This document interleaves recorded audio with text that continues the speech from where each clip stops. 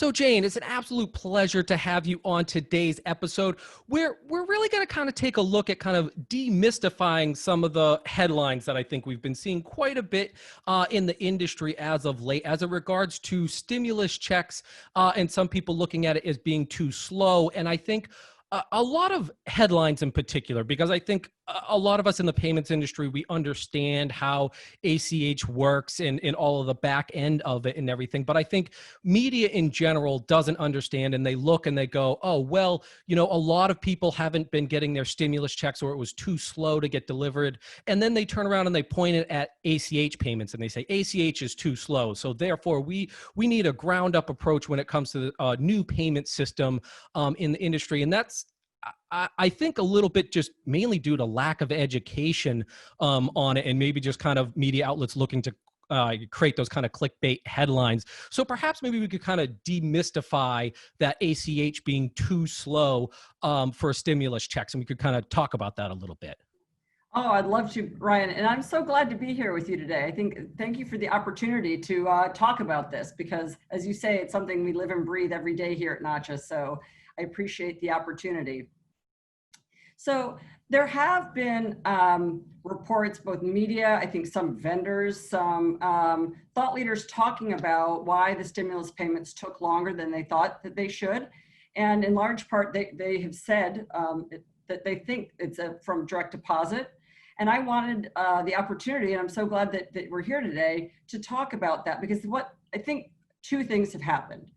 The first is there's been a conflation between the time it took for the IRS to check eligibility of payments.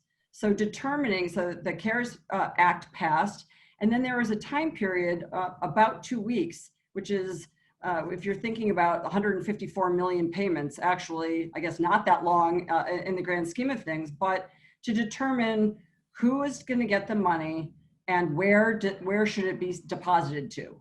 Right. And so there were income thresholds for eligibility, and then it's trying to make sure that they have deposit account information to make electronic payments.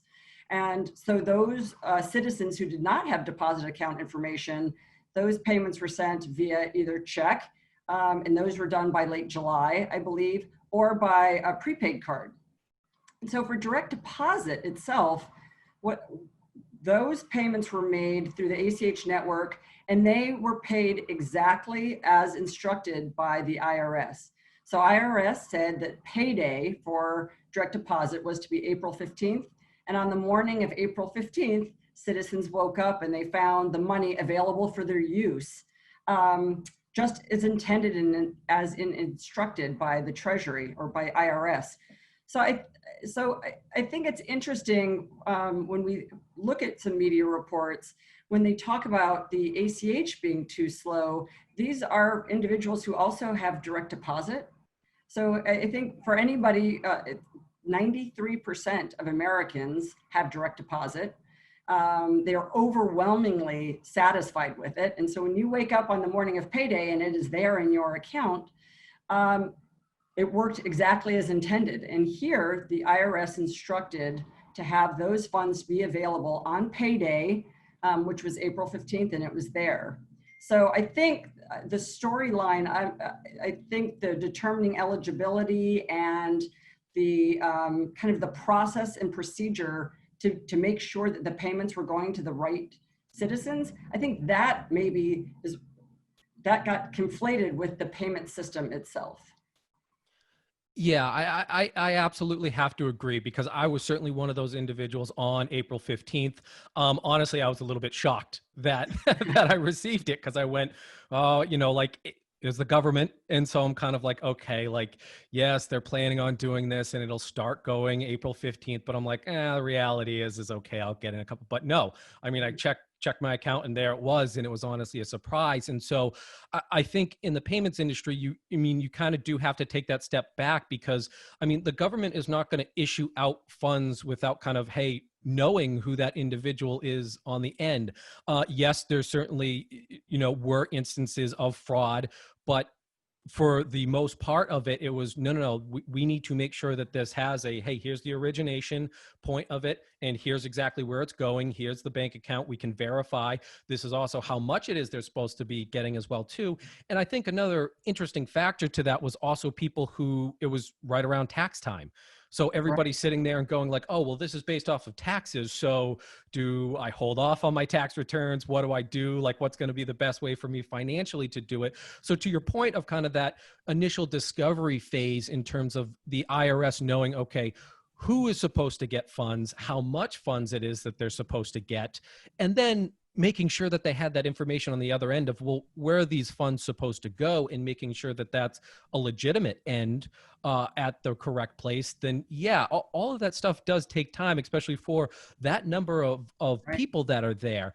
And I think you were pointing out, there was 93% that had the direct deposit. So in reality, I mean, we're certainly talking about 7%, which most of the time, then you're kind of talking about saying the unbanked community, which isn't completely accurate as well too, because I can certainly speak to some of the individuals that I know that the IRS just didn't have direct deposit information, but they certainly do have bank accounts to it. So I think that percent is even less when it comes to the underbanked. But I think that story there, right, is that the stimulus check is really meant to help those of underserved as much as possible in that area. So I think media in general kind of latched on to that and went, oh, everything is too slow. Like they didn't get it quick enough. And you're like, yeah, but that's not how the system itself works and is built. And when you look into it, you go, oh, no, actually it's in some ways instant, at least to the end consumer. It seems instant. If I said payday is on the 15th, payday happened the 15th. And I think Sarah Grotta brings this up quite a bit, the Mercator Advisor Group's director of alternative products here. And she is always just like, it certainly frustrates her that a lot of people look and go, oh, with these different, with other types of payment methods, your payday changes. And it's like, no, that's not it. Payday is payday. That's exactly right. That's exactly right, Ryan. I think that's something people get confused with. If a check is sent to somebody, it might take time for it to be mailed, and then you have to deposit it and wait for the check to clear. With direct deposit, it is there on payday, available for use, and generally speaking, for direct deposit, it clears overnight. So it's an overnight cycle, but we do have same-day cycles, so it can clear 3 times a day, and as of next year, it'll be able to clear 4 times a day. So we are running, several times throughout the day. This is not, 3 or 4 days for the check to clear. The ACH is in accounts overnight. And that first wave that you were talking about, that you were one of the people who were very lucky to have it in your account on April 15th, because 81 million payments went out that were available for citizens when they looked in their account on April 15th. So 81 million payments. And that's what we call the industrial strength of the ACH network, that it can move 81 million payments out and have it be there when people are ready, we're expecting to see it. And there it was. So I think that is a success story. Yeah, I certainly think it is. And I find it fascinating that when I was talking to one of your colleagues, Mike Hurd, he certainly brings up the fact of kind of like, yeah, all those payments went out. But then when you look at like the network pressure that put on, it was very minimal. It's kind of to say like, look, if you wanted to do this again right now, we're ready to rock and roll. Like it isn't putting that much burden on the system itself. So I certainly think from just the engineering part of my brain kind of goes like, wow, that's fantastic in terms of just that many payments going out at once. And you can sit there and say like, yeah, our server load was still fine. There's really nothing. 81 million payments on top of the normal traffic of the network, which is about 100 million payments so a day. So, I mean, it was significant, and still, the ACH operators, the network tolerated it. The financial institutions worked very hard to make sure that those were posted for all of their customers. So there was a lot of hard work and a lot of partnership to get it done, but it got done.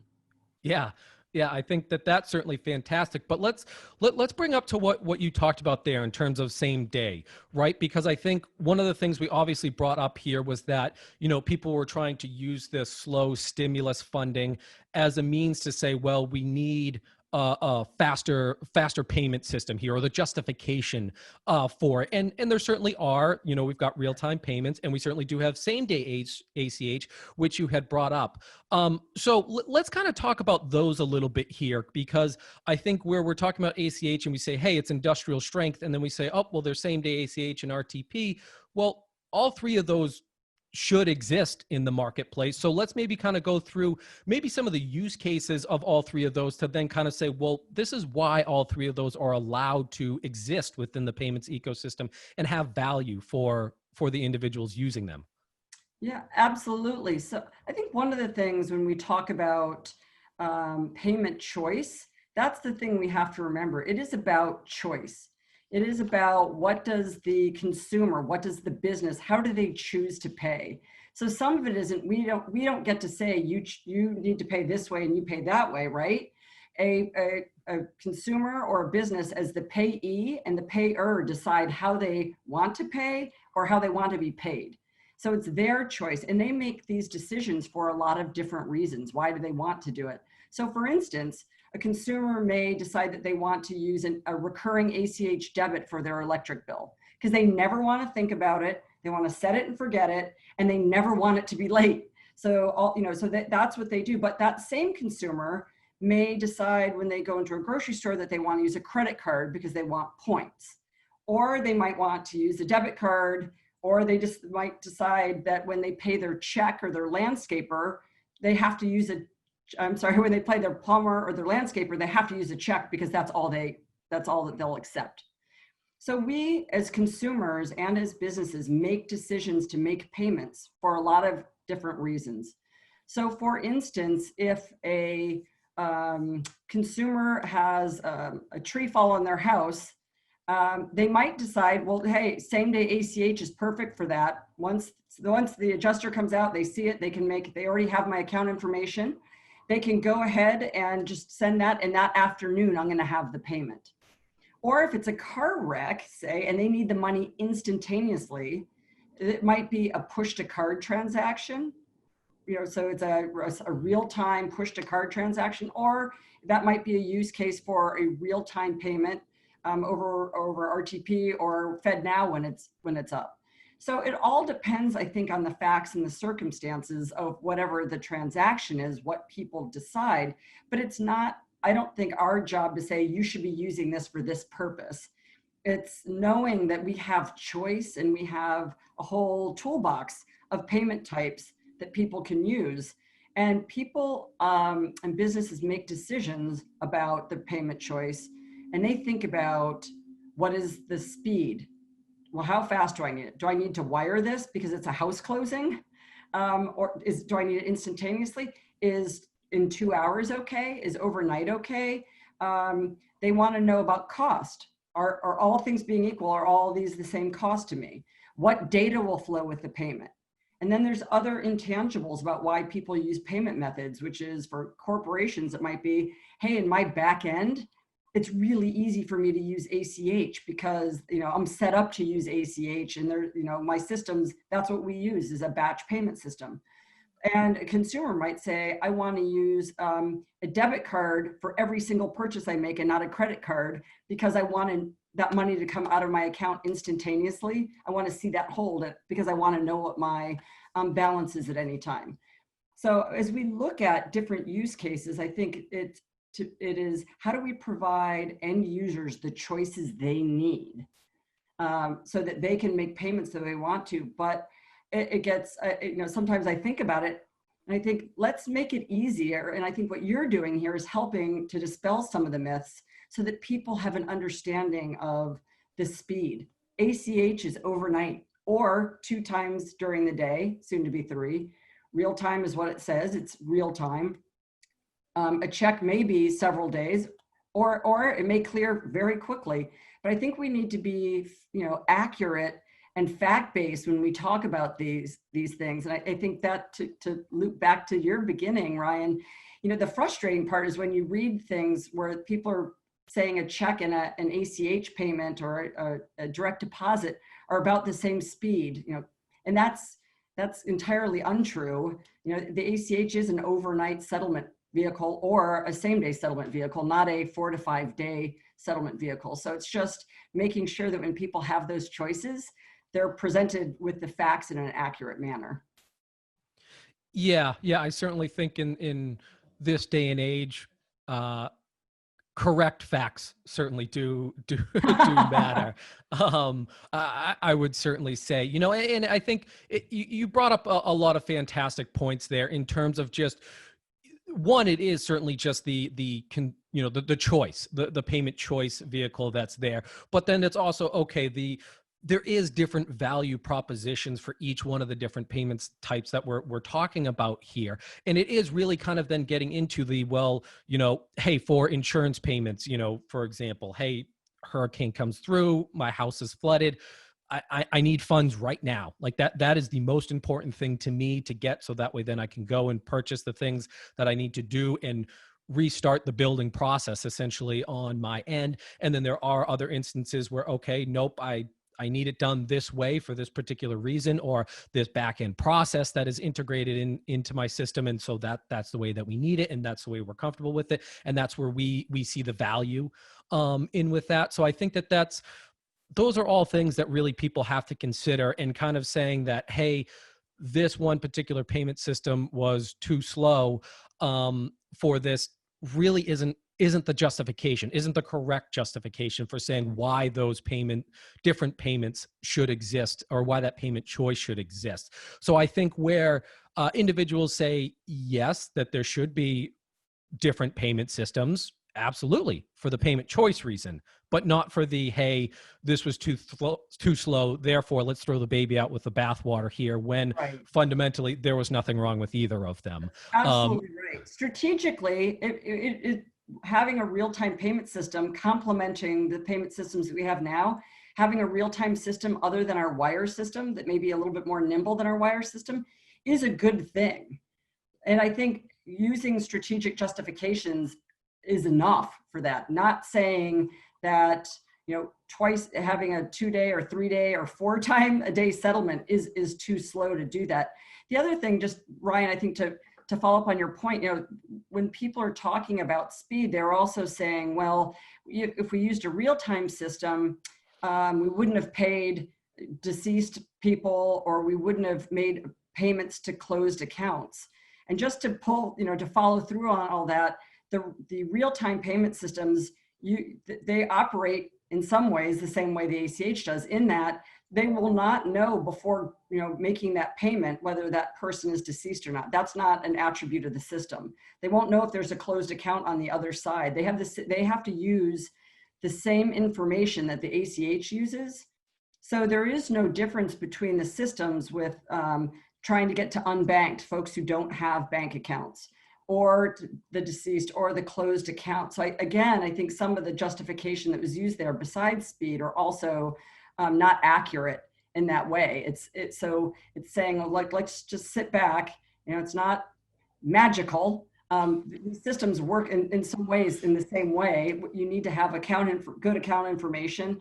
And so again, there is justification for real-time systems. And I think that there are some great use cases for it, but for here, it's just trying to get the facts out on the table for what the ACH and what direct deposit did with the stimulus payments. Yeah, and I'm glad you brought up the example of deceased, right? Because I think that there are some organizations that it's interesting, because we're certainly in a information age nowadays, and you certainly see a lot of fintechs coming up and saying, "Oh, well, we collect XYZ information," and I think then people look at that and they go, "Oh, well, then all the payments." The entire payments industry adopts this new, like, the deceased characteristic that's there. And you got to go, no, that's not how the infrastructure was built on it. That field doesn't exist. The system wouldn't know how to handle that particular field. And I think people make some general assumptions most of the time and go, oh, well, if it's done that way over here, therefore it's done that way for everybody. And the answer is no. That's not how it's done. So you have to play with the rules of the sandbox that you're currently in for it. So to kind of say, well, if we did this, then that one would be a lot better. If we adopted real-time payments, they would have that. And the simple thing is no. The amount of information or the type of information is still relatively the same, It's the but same. those particular Absolutely. fields, yeah, The they account don't exist. information that you have is the account information that you have. And the Yeah, payments go through. And then on the other side, then it's, the account is closed or this is not a valid, whatever that might be. So again, it's just trying to say, let's look at the facts and then make decisions based on those facts. yeah, certainly. All right. Well, I think we'll leave it on that. Let's have the facts make the end decisions for us. So, Jane, thank you so much for taking the time today for dispelling some of these myths around ACH, and I hope to have you back on the show real soon. Well, it was my pleasure, Ryan, and I'd love to. Thank you very much. Thank you.